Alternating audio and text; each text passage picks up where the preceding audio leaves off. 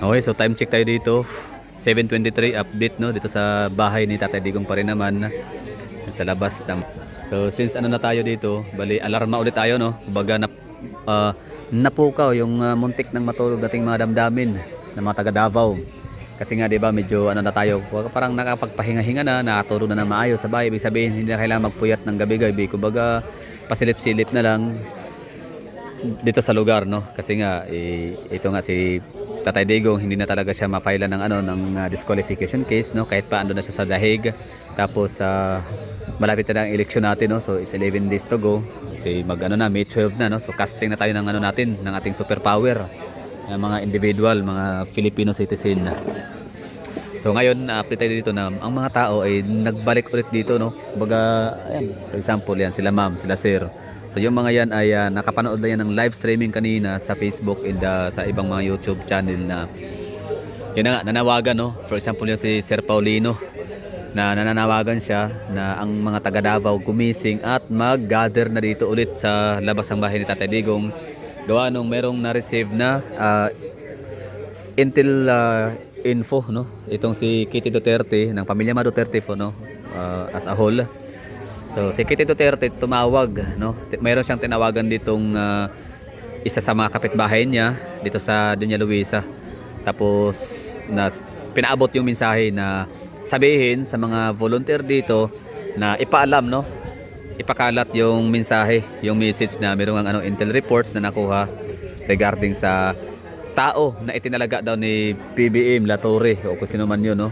Tinalaga para pumunta ng Davao City this day ngayon talaga dapat no so it's May pero kagabi yun live streaming yun around mga 11 PM ni Sir Paulino so it's April 30 so today is ano na no May 1 so within this day mayroong pupunta dito na mga tao nga no para mag-serve ng search warrant na yun na ngayong inaabangan natin lagi dito inaantabayanan na ma-witness natin tapos tingnan natin yung ano mga pinagagawa nila tapos i-document no through video and live so ito na mga tao ulit no mas madumami na ulit alarma na. So sa mga nakapanood dyan sa akin ngayon na mga taga Davao City lang kung meron kayong bakanting oras kahit mga 30 minutes to 1 hour bisita kayo dito punta kayo dito nasa ganun ay makita ng ano na makita ng mga taga kabilang kubol no na tayo dito sa Davao ay hindi pa rin tayo dito nagpakampante hindi pa tayo dito nagrelax hindi pa tayo kumalma no so andito pa rin yung ano natin yung alab ng ating puso na bantayan itong mga Duterte, itong kanilang mga bahay dito na yun na nga, pag once na lusubin search warrant nila at least may mga makapag-document merong makapag man-man no, sa mga magsiserve ng warrant maghahalubhob sa bahay anyway, so ito yung ano ganap dito nandyan pa rin yung mga tolda, mga tent natin para rain or shine no meron tayong masisilungan mula sa init at ulan sa mga media natin dito pa rin mainstream media mga taga radyo broadcasting corporation so, lahat kasi may mga ano na may mga social media account na rin no mga DXDC, Bombo Radio so yung mga yan meron na sila mga platform meron sila mga portal na kung saan doon nila ilagay ang mga news para maihatid nila sa atin lahat so ito yung hitsura update lang no? Kumusta? Anong ganap dito ngayon? May commotion ba? Wala naman so far.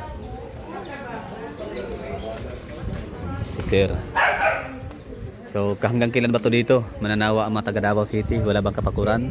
Hindi naman, no? So, si Tatay Digong nga, hindi nga napagod dun sa no, dahig, di ba? Meron siyang sinakripisyo, no? Lahat-lahat, no? Yung convenience sana ng buhay, may pira naman sila. Di sana dapat nagbakasyon na lang, no? Pahinga sa mga malalamig na lugar, Baguio, o abroad no international yung mga tourist destination talaga dapat na ano pasyalan papahingahan lalo itong tao na to retired na siya di ba so private citizen na siya bago siya mag-mayor ulit this is a tiring job although hindi na siya ganoon kamahirap naman sa kanya niya kasi seasoned politician na tong mama na ito nagrun na siya ng Davao City for 21 years tapos presidente pa for 6 years so ibig sabihin maning-manay na lang niya ang paggawa ng trabaho as mayor. Pero nandun siya ngayon sa dahig no. So naka-detain, pinagtaruan no ng pinower trip ng ating gobyerno ngayon. So sino pa tayo? Kumbaga ako para sa akin na in my own opinion. So napakaliit lang talaga nitong sakripisyo na to na ginawa ho natin, like tumambay dito, dapat natulog na tayo nasa bahay, hindi ba natutulog at least pahinga, nakahilata, di ba, nakahiga sa kama, yun, hanggang sa maantok at makatulog. Pero andito pa rin tayo tabay na, tapos nagbibigay ng update sa inyo dyan ng mga naghahanap ng kasagutan ng mga taga malayo, like gusto maka-update sa Davao City. So although marami naman kami dito mga vlogger, no, mga live streamer, pero at least meron kayong mga options, choices kung saan kayo manonood, lipat-lipat na lang. So ito sa akin, ito live streaming, ano lang to, video footage lang talaga to, no, document. Yan yung labasan, tapos ito yung papasok sa loob ng bahay ni Tatay Digong. So, logbook.